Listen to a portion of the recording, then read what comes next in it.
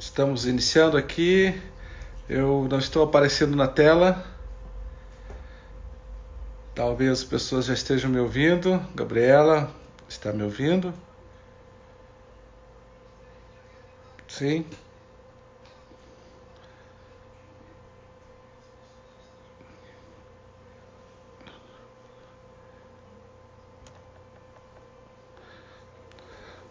Olá, agora sim, estamos aparecendo. Sejam muito bem-vindos, muito boa tarde. Nessa tarde linda e ensolarada, deste sábado maravilhoso aqui em Santa Catarina, no sul do mundo, como se diz aqui.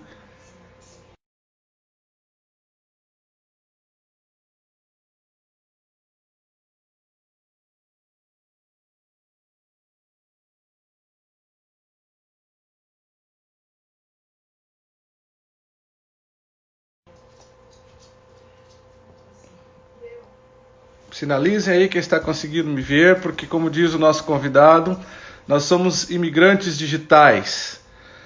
Sejam todos bem-vindos. Vamos passar aí os próximos 45, 50 minutos tendo muita informação, muito conteúdo, muita instrução com este mestre que é o Jamil Albuquerque. E nós do Mastermind temos uma dinâmica muito interessante em nossas salas. Laércio chegou, a Rosi está aqui, minha amiga lá de Canoinha, seja bem-vinda, um abração, Rosi, Milena, do Rio Grande. E eu quero começar como nós começamos sempre, as nossas instruções e os nossos treinamentos em sala. Quero começar compartilhando 3 boas notícias. Quem gosta de boas notícias aí, dá uma sinalizada. A primeira boa notícia é que aqui no estado de Santa Catarina nós estamos com um ritmo desacelerado aí de contágio deste mal que tem nos assolado o mundo, que é o Covid-19.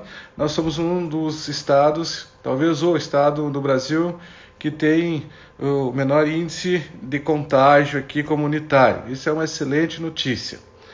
Uma outra boa notícia, que está na sala aqui, o meu amigo Valmir Coleto, ontem, ele proporcionou uma live com o nosso senador aqui, o Jorginho Melo, e com o nosso deputado federal, o Chiodini. Eles nos trouxeram, talvez essa informação vocês estejam tendo em primeira mão.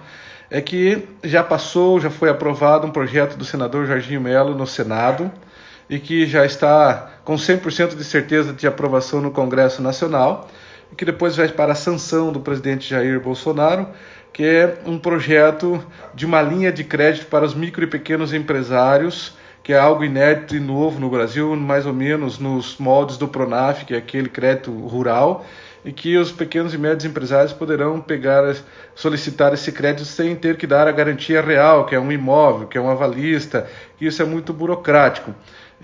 Então isso vai ajudar bastante aí na retomada da nossa economia e da nossa geração de empregos. E uma outra boa notícia é que, claro, nós sabemos que o nosso convidado de hoje é um homem que é requisitado aí no Brasil inteiro, no mundo inteiro, e ele se dispôs no seu sábado, apesar de ter muitas atividades, ele é escritor, ele está fazendo muitas coisas lá mesmo nesse período de recesso aí, obrigatório. Ele dedicou aí 1 hora do seu tempo para vir aqui nos instruir, nos orientar, que é o Jamil Albuquerque. Aqui eu já agradeço imensamente do fundo do coração, este meu irmão de mais de 30 anos de caminhadas. Estamos distantes fisicamente, mas unidos pelo nosso projeto, que é fazer o Mastermind chegar a todos os cantos aí da nossa amada terra. E o Jamil entrará conosco daqui a alguns segundos, e neste modelo que nós vamos fazer esta live, não é uma entrevista, é um bate-papo filosófico. Então, talvez eu faça algumas perguntas aí no meio, e o Jamil, tenho certeza, já está nos assistindo. Eu vou levantar a minha mão direita, fazendo um sinal aqui na tela, o Jamil vai entender que quando eu fizer esse sinal aqui, é porque eu quero fazer uma pergunta ou repassar uma pergunta dos nossos amigos que estão nos assistindo. Então, para que a gente possa desfrutar o maior tempo possível com esta figura encantadora e um poço de sabedoria que é o Jamil Albuquerque. Nós vamos ter bastante conteúdo aqui para falarmos sobre liderança. E como dizia Napoleão Hill, liderança é um processo de uma vida inteira. Nós falaremos sobre a coragem dos grandes líderes. E desde os primórdios da humanidade, nós sabemos que o que trouxe a humanidade até o momento de hoje foi a coragem de homens e mulheres que foram destemidos, que enfrentaram tudo e todos para poder fazer com que a humanidade prosperasse.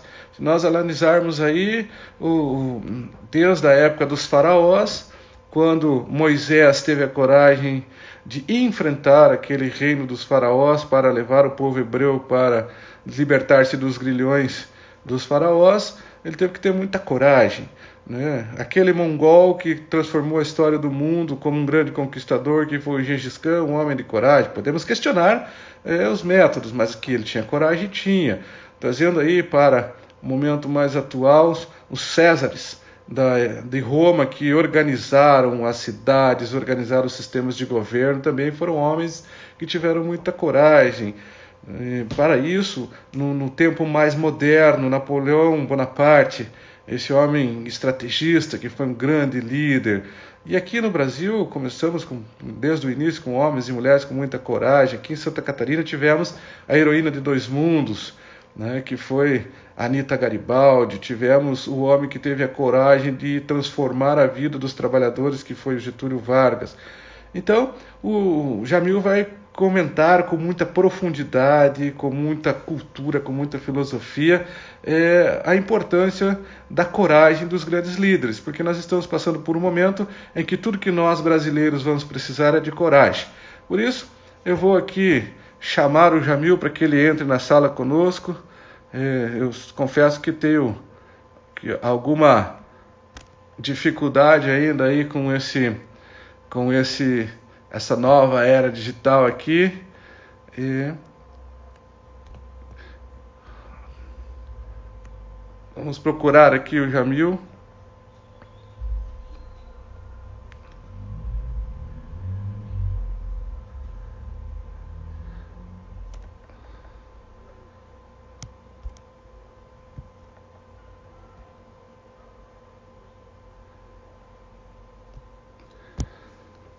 Se a Gabriela estiver me ouvindo, puder me ajudar aqui, que eu não estou conseguindo, estou tentando chamar o Jamil, mas não estou conseguindo, Gabriela.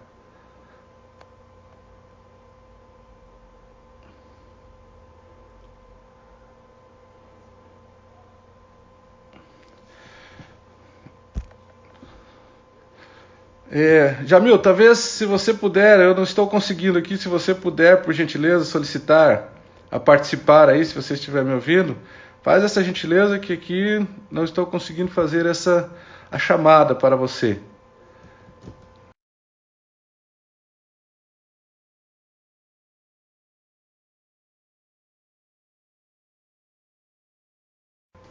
Débora Vitaliano, temos vários amigos que estão aí entrando, agora sim consegui. Só, migrante da tecnologia, conseguimos chamar aqui o Jamil, ele já está na sala conosco. Seja bem-vindo, Jamil. Muito obrigado. Você está me vendo bem? Estou te ouvindo bem. Agora já vou ficar aqui. Deixa eu trocar de óculos. Esse aqui, para falar de perto, tem que ser aqui. Estava te ouvindo. Estava te ouvindo, estava aqui. Ela veio falando na TV aqui, ela já vem rapidamente. Olha não tem só. jeito. Jamil, eu faço questão de te apresentar aqui. Primeiro, muito obrigado por dispor do seu tempo. Sei que você é muito requisitado, não só por nós do Mastermind, mas por muitas outras instituições que te requisitam. Para quem ainda não conhece o Jamil, o Jamil tem formação em administração de empresas, economia, arquitetura, teologia e por aí vai. O tema nosso hoje deste bate-papo é a coragem dos grandes líderes. A importância disso é que nós vamos ter um conteúdo para que nós possamos sair daqui com a nossa estrutura emocional e psicológica mais fortalecida para enfrentarmos aí esse porvir que espero que seja apenas muito barulho e não tanto desafio que nós vamos ter que enfrentar. Desafios teremos, né? E então quero dizer que você sempre será um grande mestre. Eu tenho você como meu mestre desde os 18 anos de idade, né? E hoje estou beirando aos 50. Então, temos uma longa Eita! caminhada. Jamil, seja É, muito bem-vindo e fique à vontade. O espaço é seu, não é nosso. Nós queremos te ouvir. E para iniciar, eu quero que você fale para nós como é que é esse conceito, o que que você entende, e qual é a sua visão sobre coragem dos grandes líderes. Ô, Valmor, é um prazer, uma honra. Eu estava hoje fazendo uma análise com o Joilson e com o Cleiton aqui. Ah, nós estamos desde 89, é isso? Juntos ou 88? Eu sempre fico um pouco em dúvida. 89. Eu cheguei a morar em Balneário Camboriú dia 15 de outubro de 89. De Ah, é. 88. E aí conheci você em 89 e começamos uma amizade em setembro de 89. Então nós estamos juntos, porque logo você já começou a trabalhar com a gente, né? Eu quero Sim. mandar, assim, quero te cumprimentar, porque você é quase meu filho, vamos assim dizer. Embora com essa cara aí, com essa tua barba, eu vou te contar, hein, meu amor? E como filho, Reinvenção. como filho, a gente já começa fazendo isso, dando pita, né? Dando bronca, tal. Tá aqui, tô vendo aqui ó, o Fernando Batista, lá de Portugal. Boa noite, Fernando. Vocês aí estão 4 horas na nossa frente, é isso? Ou 3 horas? Agora estou um pouco em dúvida por causa da diferença. Tô vendo aqui um monte de gente que entrou aqui, né? O André, a Jacira entrou, que legal, coisa boa. Estou vendo aqui José Bonifácio, Votuporanga. Muito bom, muito bom, muito bom. O que o confinamento faz, diz o André lá de Votuporanga. É. Jefferson Teixeira, Milena, Jefferson Teixeira de Divinópolis, Milena do Norte Fluminense, lá da Joel Screptes. Olha que coisa linda aí. Todo mundo aqui junto, Matheus de Lucas, do sul do estado de Santa Catarina, Gilson Ribeiro, do norte do Espírito Santo, Lica Santana, já citei, de José Bonifácio, Marafon, do Vale do Rio do Peixe, de Santa Catarina, olha Joaçaba. quanta de Joaçá,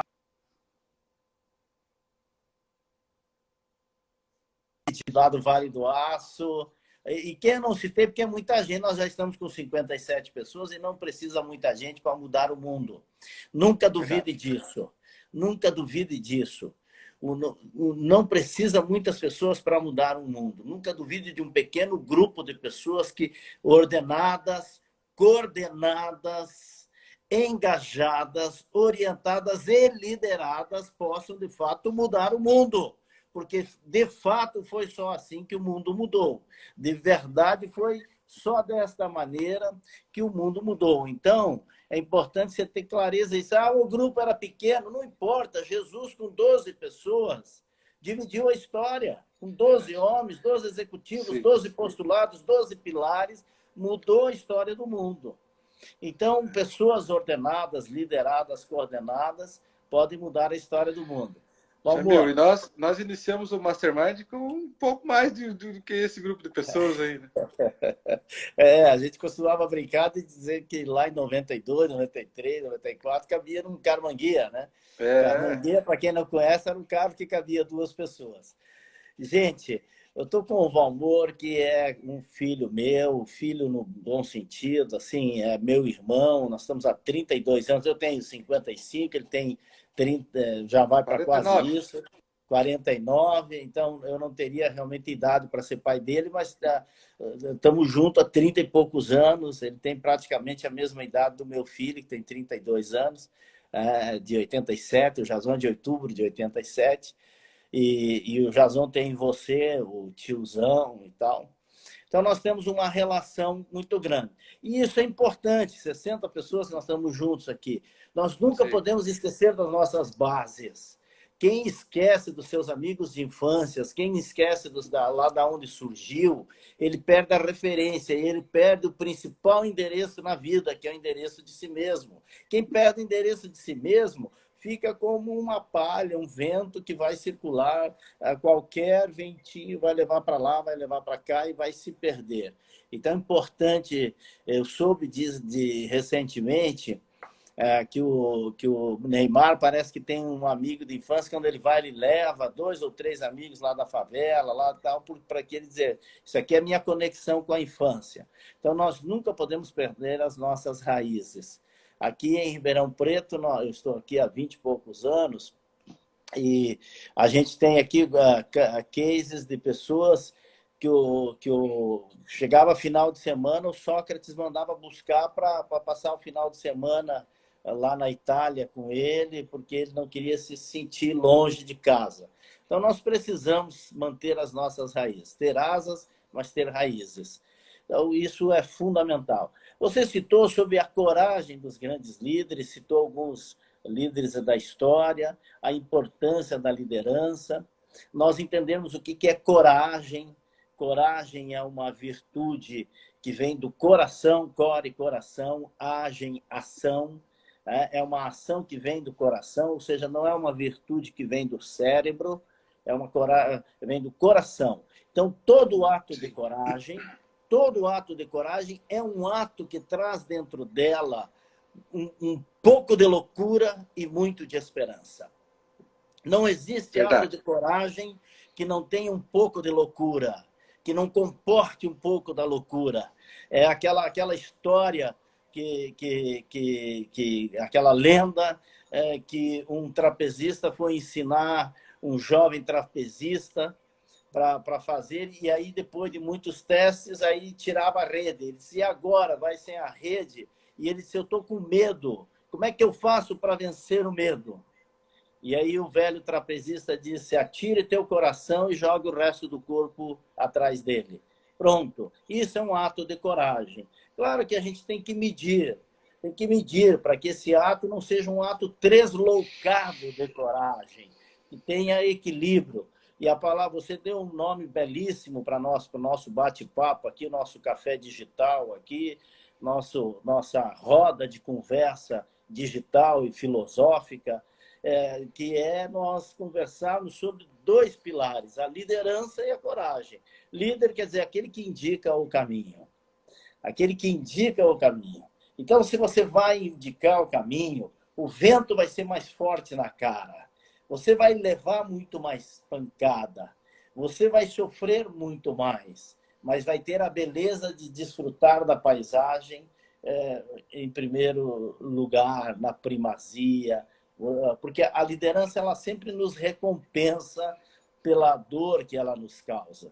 Mas, às vezes, você tem que arrancar de dentro de você virtudes escondidas para poder continuar essa jornada. Então, liderar já é, por si só, um ato de coragem. O que diferencia um líder do não líder? O que faz com que exista essa diferença entre os seres humanos? Se todos nós nascemos iguais, se todos nós nascemos com os mesmos ingredientes da liderança dentro de nós. O que diferencia? Tem uma coisa que diferencia, que é a decisão. A decisão. E a decisão vem de degolar. Decidir é degolar. Decidir não é escolher. Decidir é suportar o que vai perder. Decidir é suportar as perdas. Porque quando toda decisão, toda escolha inclui muitas perdas. E a decisão, e é muito fácil, quem está aqui, nós somos 70 pessoas, 71 pessoas, 73 com eu e você, nós estamos conversando aqui num grande grupo de pessoas, porque com 72 Jesus estruturou o grupo, primeiro dos 12, depois dos 72, quando ele deu o processo de delegação, em que eles se vão de casa em casa, de 2 em 2, espalhem a boa notícia, que o Filho de Deus já nasceu na terra. Se um tropeçar, o outro ajuda. Se um engasgar, o outro auxilia. Se um for agredido, o outro defende. Lembra desse processo da delegação? A Igreja Católica tem um trabalho lindo chamado Grupo dos 70, igual os 72 de Jesus Cristo. Então, nós estamos em 70 pessoas. Qual é a diferença de um líder? É que o líder decide. Bom, mas decidir é fácil. Eu quero ser feliz. Parece que é uma decisão. Mas para você Certo. ser feliz, você vai ter que trabalhar um contentamento. Ah, eu quero deixar um legado. O que é deixar um legado? Deixar um legado é como você quer ser lembrado depois que você não estiver mais aqui. Deixar um legado significa você realizar alguma coisa maior que a própria vida. Algo maior que a própria vida. E isso requer você decidir. E aí vai ter perdas. Quais são as perdas que você vai ter? Você vai ter uma perda, por exemplo, de sacrificar. Você vai ter que trabalhar um domingo, você vai desequilibrar a tua roda da vida, você vai sacrificar o teu momento presente, você vai ter que colocar o teu corpo em risco, você vai ter que colocar a pele em risco. Então, tudo isso requer o quê? Perdas. Você vai ter que perder aquele negócio de chegar às 6 horas da tarde em casa, tal, aquele padrãozinho, aquele processo, não vai poder ser, você vai ter que pagar um preço inicialmente. Então, o que você vai perder? Você tem estômago, tem estofo para as perdas, aí você começa a liderar. E isso, o que aciona isso dentro de nós? É a coragem. A coragem não é a ausência de medo. Quem disser que não tem medo é insano, ou é louco, ou é um psicopata, é alguém que não é normal, não existe isso. Papai dizia que quem tem umbigo tem medo. O ditado não é bem esse, mas é quase esse. Né? É verdade. O É. ditado é outro. Se você tem umbigo, tem medo. Eu tenho medo. Essa madrugada eu estava vendo um filme lá chamado Dinossauro Bonzinho, que era um desenho recheado de filosofia, e era um dinossauro que tinha medo. E aí ele falou para um dinossauro daqueles antigos, mas eu sou muito medroso. Ele falou, você não é medroso, está andando sozinho, porque ele acabou andando lá. Ele disse, mas você não tem medo. Ele falou, quem te disse que eu não tenho medo? Mas só tem um jeito de você vencer o medo, é olhar os olhos do medo. Olha só. Isso é coragem, a capacidade de enfrentar os Isso. medos, né? Capacidade de enfrentar os medos. Queridão, diga-me uma coisa. Você está me vendo bem? Está me ouvindo bem? Como é que Eu está a estou te vendo e conexão? ouvindo bem, Jamilson. Sim. O pessoal também, ninguém está reclamando, então geralmente quando tem alguma interferência, o pessoal fala. Estou vendo aqui os contatos, todos estão vendo bem.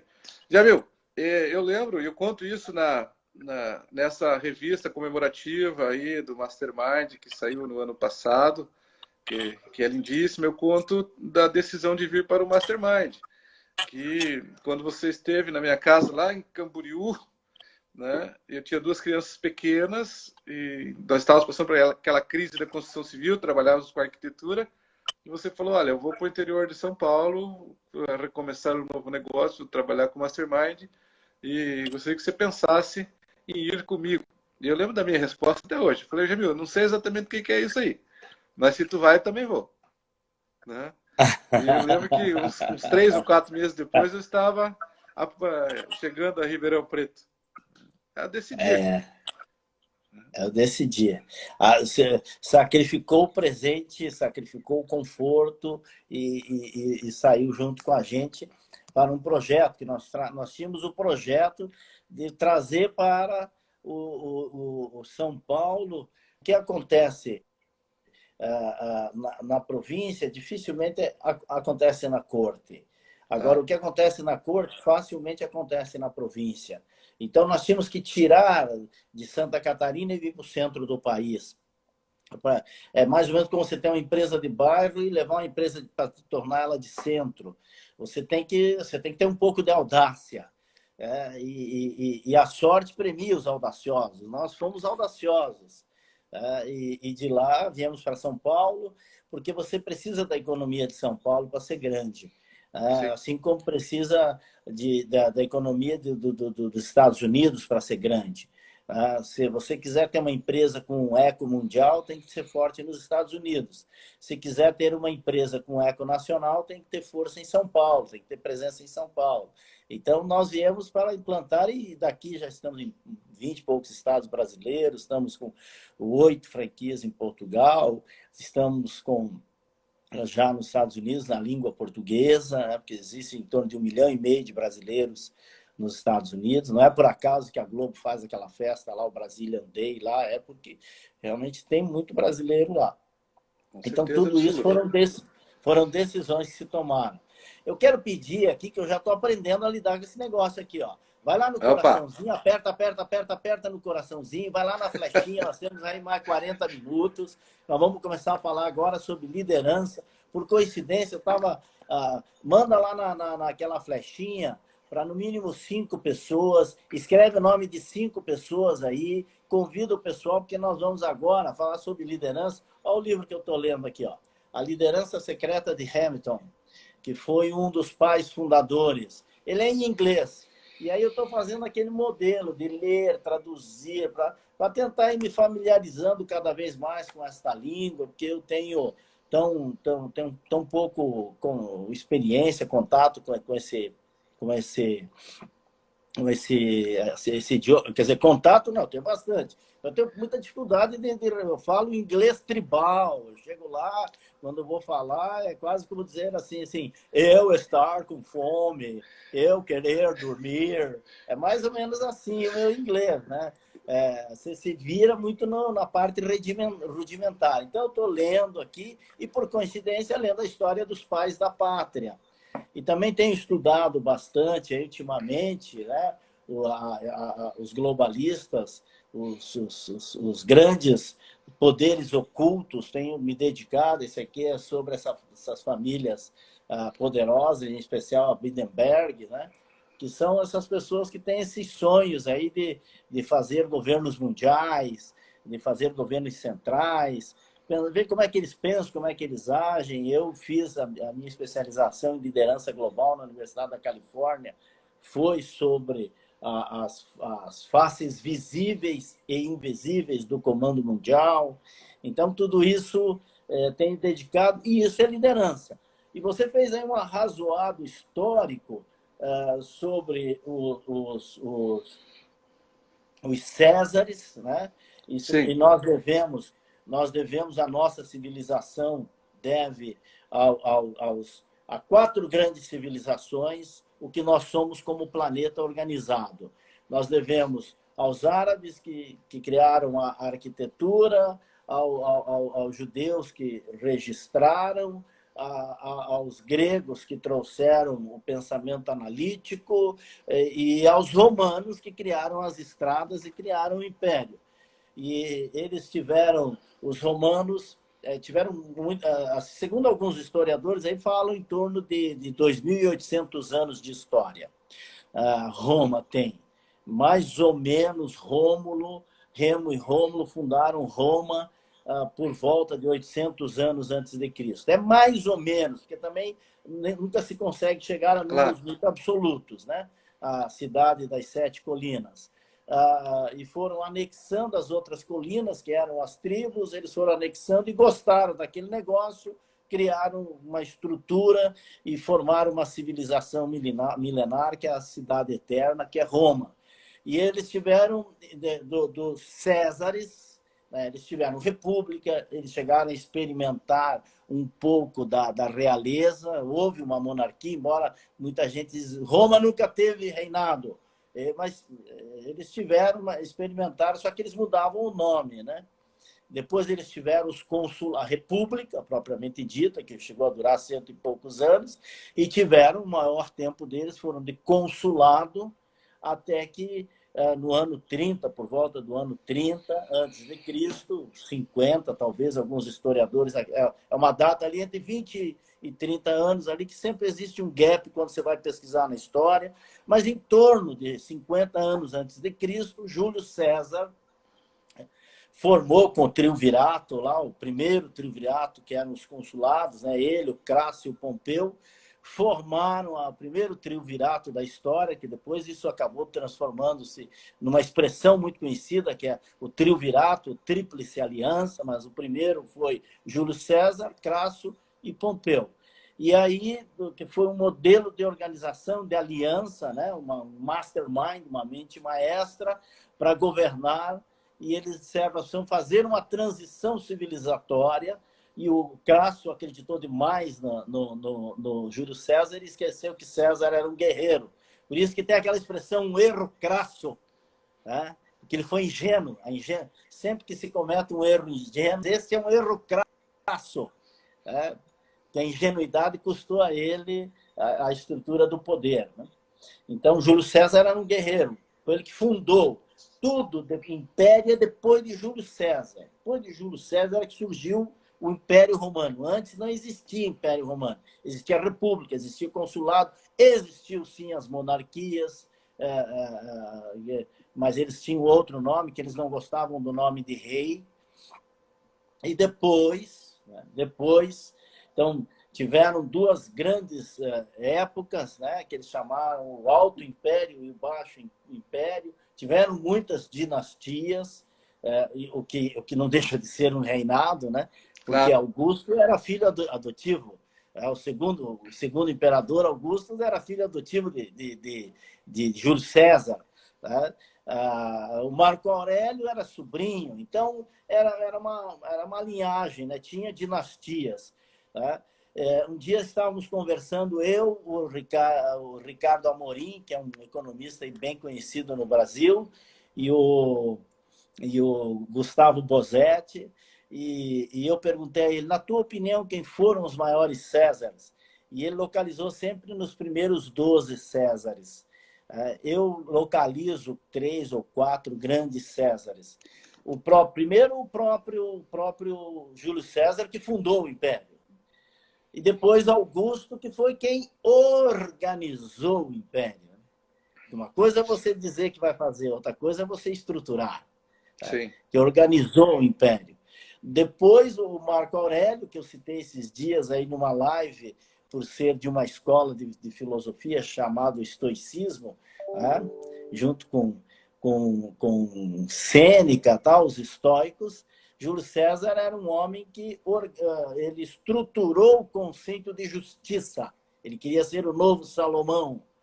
E depois nós tivemos Constantino, no ano 300, para ser mais rigoroso com a história, no ano 311, depois de Cristo, em que ele pegou e fez o cristianismo ser a religião oficial do Império Romano. Então, para mim, os grandes Césares foram esses. Olha só, que bacana.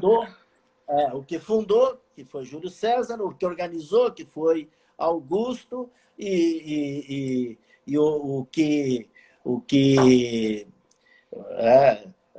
Marco Aurélio, que criou o conceito de justiça, que até hoje nós somos descendentes do direito romano, e depois a sobrevida de mais 100 anos, vamos assim dizer, com Constantino, que trouxe o cristianismo. E depois, eles, por volta do ano 500, 600 depois de Cristo, acho que foi 537, a derrocada total depois de Cristo. Então, eles duraram quase 600 anos como Império Romano.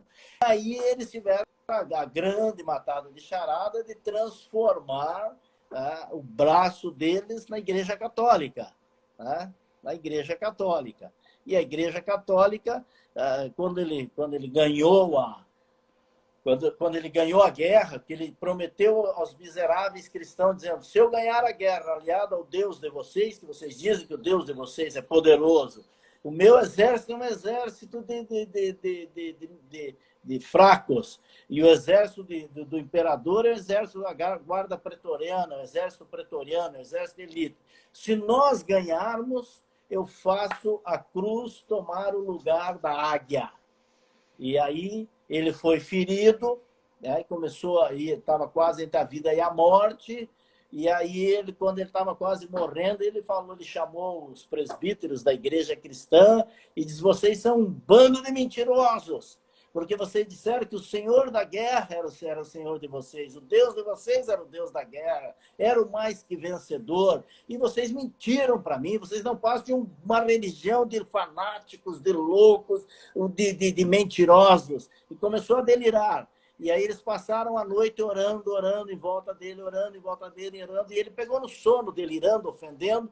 Só que quando ele começou a dormir, suar, ele teve um sonho durante aquela noite em que ele via a cruz subindo e a águia descendo. E quando ele acordou no outro dia, ele estava bom. E ele disse, vamos ganhar a guerra porque a cruz vai tomar o lugar da águia.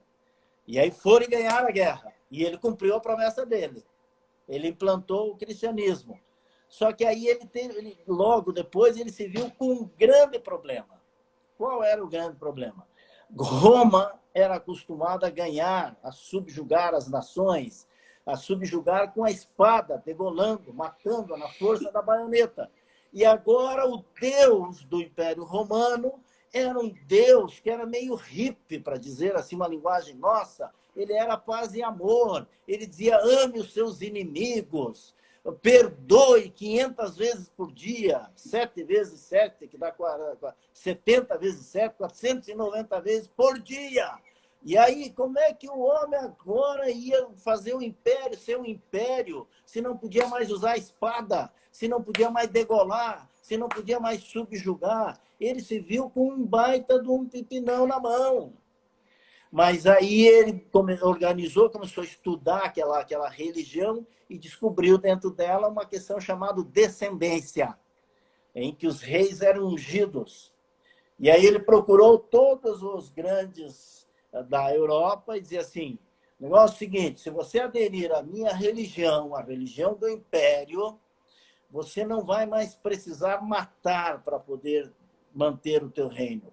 Vós sereis reis para sempre.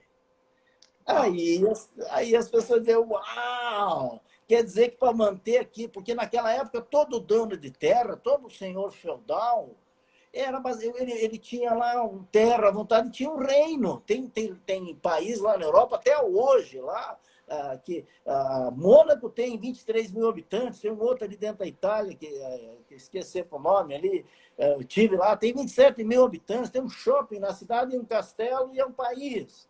Assim era, então todo mundo tinha um país. Liechtenstein. Como é que é? Liechtenstein. Esse é um dos 6, que tem 6 micropaíses na Europa, né, dos 48. Dos 48 países. É um outro nome lá, que de vez em quando eu até tenho uma foto lá, eu me perco um pouco nesse nome. E aí ele dizia assim, vós sereis reis para sempre, é só você fazer a adesão. Então, por isso que Roma, e ele dizia assim, e o nosso reino é que vai outorgar, o Roma é que vai dizer. Por isso que Roma é que começou a dizer onde eram os países. Você tinha que ser reconhecido por Roma para poder ser reconhecido como país. Tá? Afonso Henriques fez a independência de Portugal e só ganhou o reconhecimento do Papa 30 anos depois. O Fernando Batista está aqui nos cumprimentando ali, ele pode confirmar isso. Ou seja, só 30 anos depois é que o Papa disse, tá bom, vocês são um país de verdade. Até então não era dependendo da Espanha. Então, por isso que eles foram fundando países. A Igreja Católica mandou na Europa e foi mandando no planeta, através desse conceito do cristianismo outorgativo. E isso é liderança. Isso é liderança. Depois, e que é o ato de coragem. Isso é coragem, né? É o ato de super coragem. Você romper um estado estabelecido de milênios para um conceito novo que era desse não guerra, né? E assim, nosso país, né, Jamil, o Brasil é o país, eu acredito que hoje ainda é o país com o maior número de católicos do planeta, né? Que temos essas raízes aí da cultura do Império Romano, né? Vamos trazendo aí com a Igreja Católica. E trazendo para a nossa realidade aqui, Jamil, eu sei que você estuda, você foi cotado para fazer parte da equipe aí do atual governo federal e tal. Desses homens públicos que nós temos hoje no Brasil, quem são as pessoas que você hoje, digamos assim, referenda, tira o chapéu, como líderes de coragem? Agora te coloquei numa saia justa, né? Como é que é essa pergunta tua é tão boa que dá vontade de sair pela tangente, né? Como é que era aquele leão da montanha, né? Como é que ele dizia, o leão da montanha? Saída estratégica pela esquerda. Saída estratégica pela esquerda. Você citou aí alguns nomes brasileiros que eu sou muito fã. Né? O maior líder brasileiro, sem sombra de dúvida, você pode perguntar para qualquer grande pesquisador da história brasileira, que você vai bater sempre em José Bonifácio, né? Que José Bonifácio foi o primeiro presidente da República. a República foi assinada no dia 20 de agosto. E ele já tinha toda a estrutura, ele era o primeiro presidente da República, ele era o homem que ia governar o Brasil, mas ele sabia que a partir do momento que ele dissesse eu sou o primeiro presidente da República, toda a armada inglesa estava no nosso litoral para dar sustentação à independência. Havia um acordo com a Inglaterra que ele iria abrir os portos brasileiros para negociação. Então, ele estruturou, ele negociou isso. Ele ofereceu esse projeto para Portugal. Ele queria a independência e ficar pagando royalties. Imagina se Portugal, Fernando Batista, estivesse ganhando 1% do PIB brasileiro por ano, só para nós dizer que isso referenciar a coroa, seria o grande arranjo, mas eles ganhavam 20% e eles não quiseram ganhar 1%.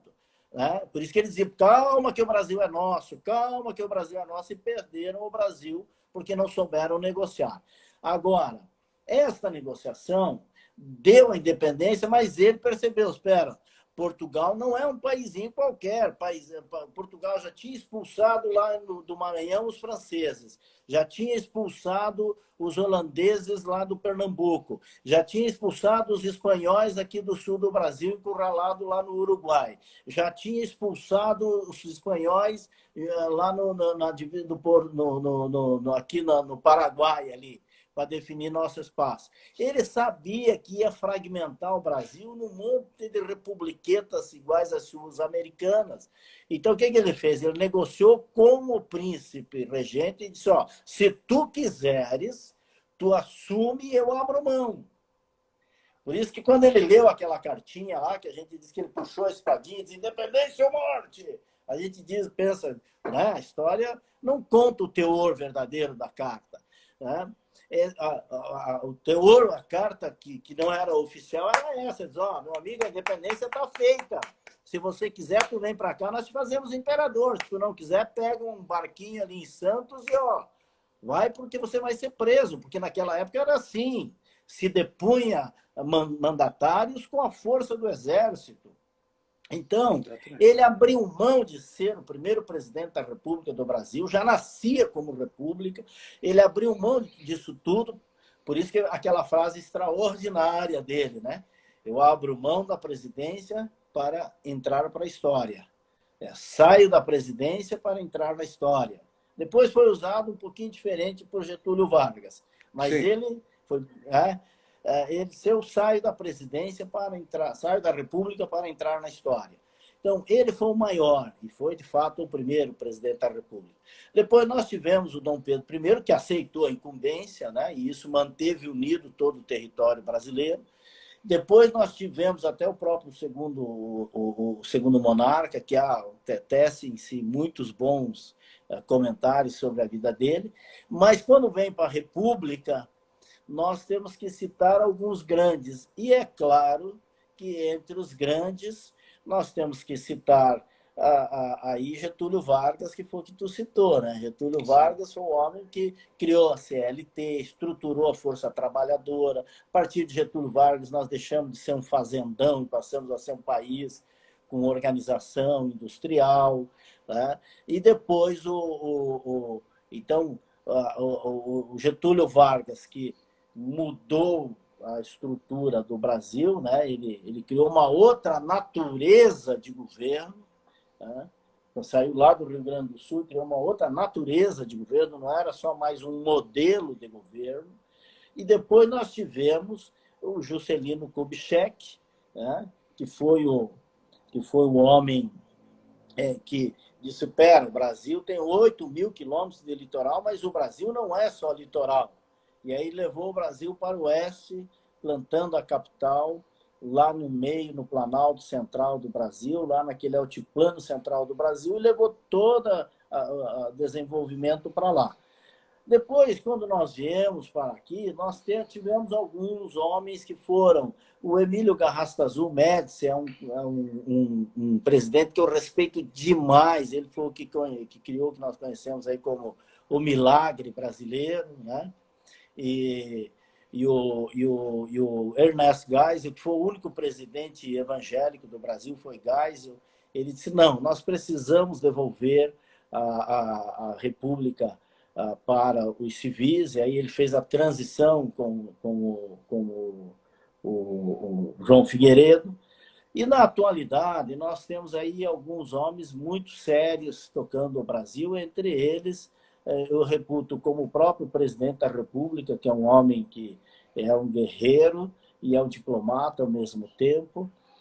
Nós temos aí alguns líderes do lado dele, né?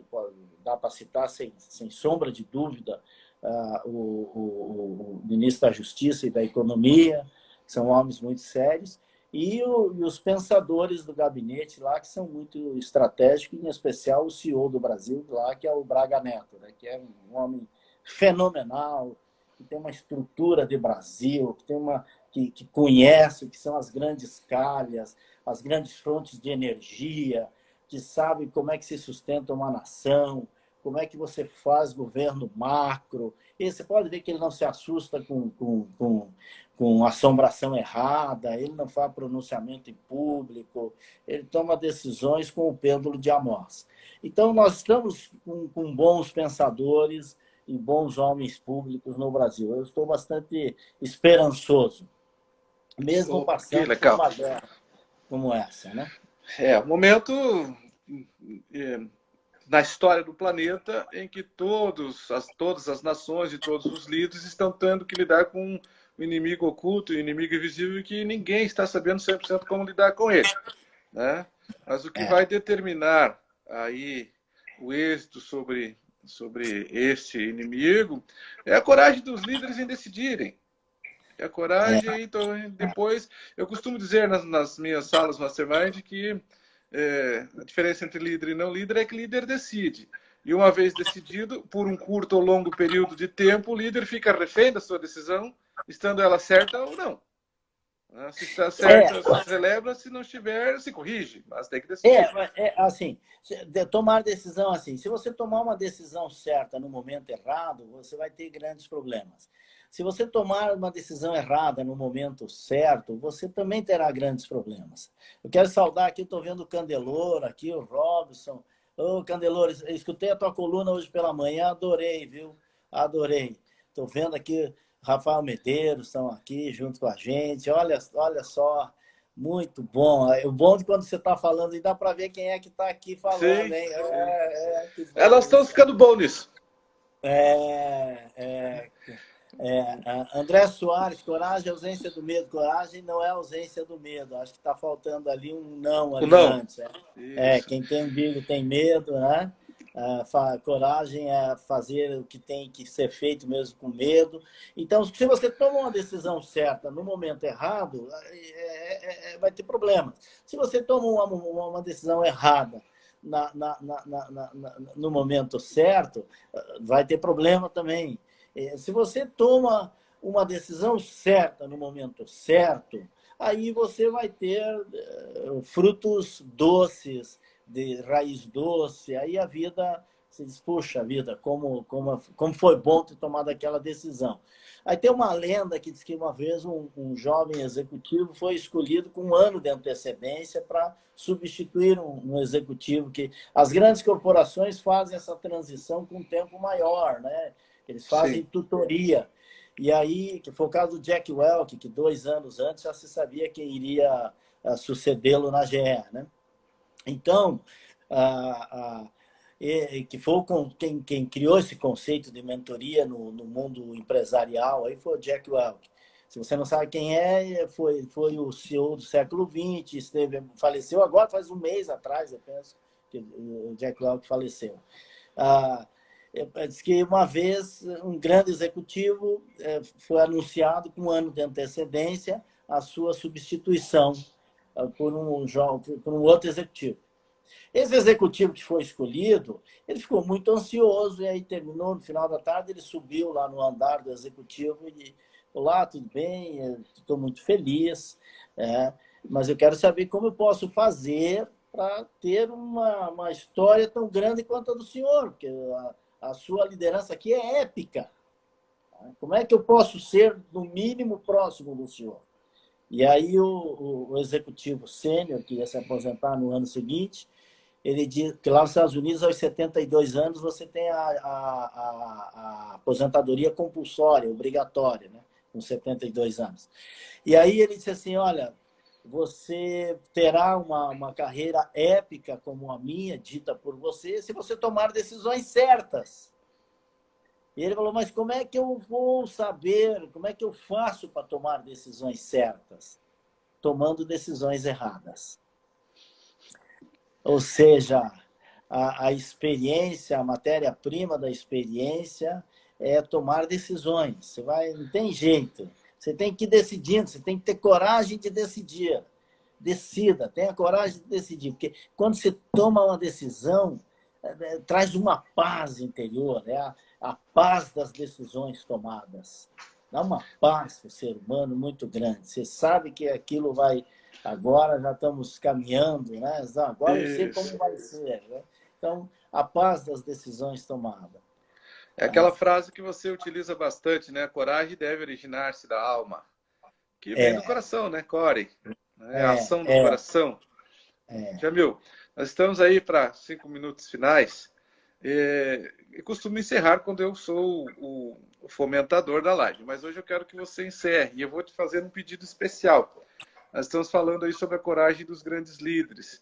A coragem que você teve de assumir esse projeto do Mastermind, aí, fazer o Mastermind de um conceito apenas esquecido praticamente no Brasil, se tornaram uma das maiores escolas de liderança do planeta, e a coragem que você tem de liderar homens e mulheres virtuosos, né? Que o líder que lidera outros líderes tem que ter essa essência do coração, essa coragem. Eu quero que você encerre. Primeiro, eu quero agradecer a todos que já estão aqui conosco.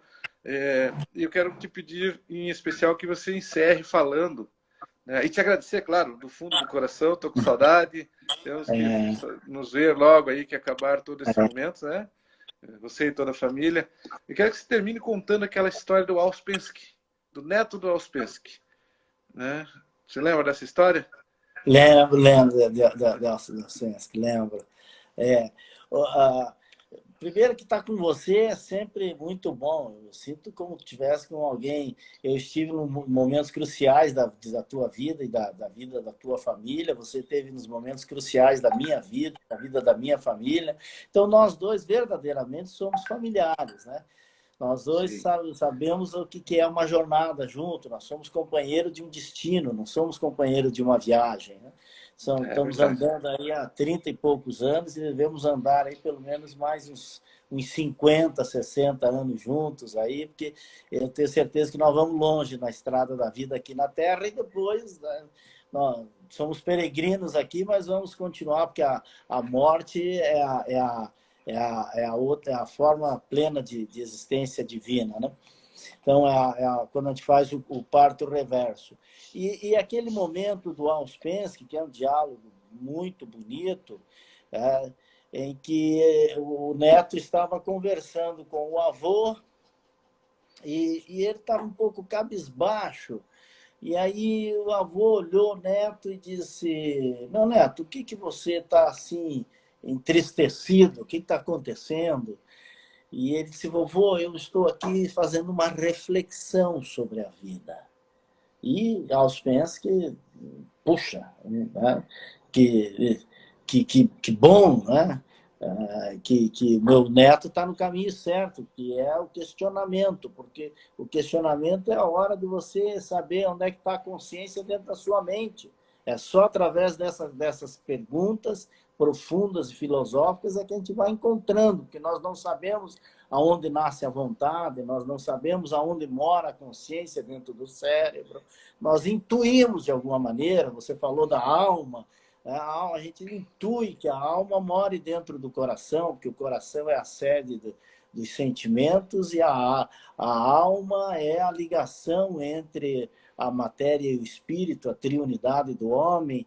Então, a gente fica sempre se questionando e Ouspensky ficou naquele momento muito feliz. Disse, meu neto, compartilhe então comigo essa sua angústia.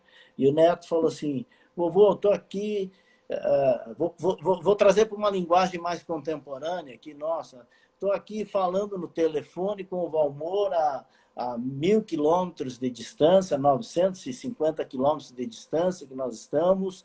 Eu estou vendo o Valmor, tem mais 80 pessoas que estão nos vendo, nós estamos conversando, numa roda de conversa no virtual, e pessoas que criaram isso para nós não conhecemos.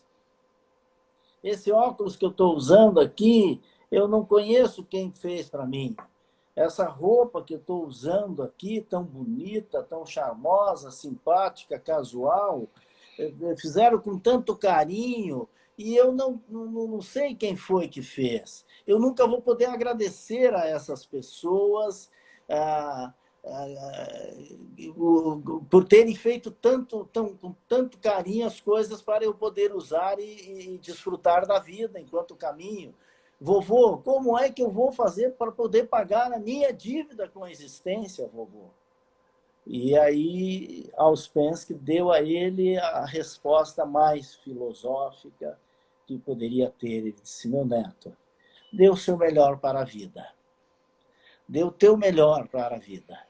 Se você der o teu melhor para a vida, você já terá pago um pouco da tua dívida para com a existência, o que é muito para uma vida.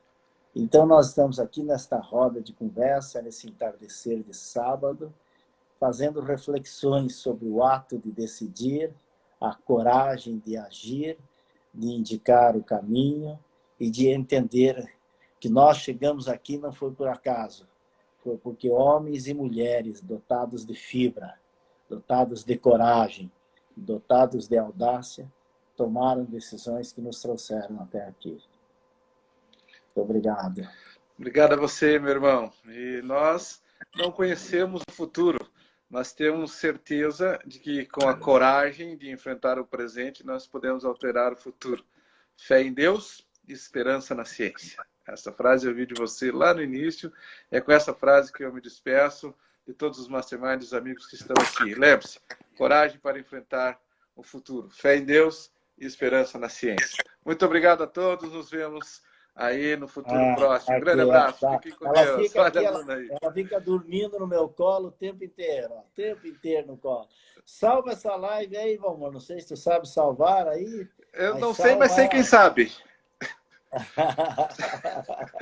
Um abraço, meu irmão. Fica com Deus. Depois eu te ligo. Um abraço a todos os amigos. Excelente final de semana. Que Deus abençoe a todos. Salvar. Fecha. Fecha a live. Encerrar.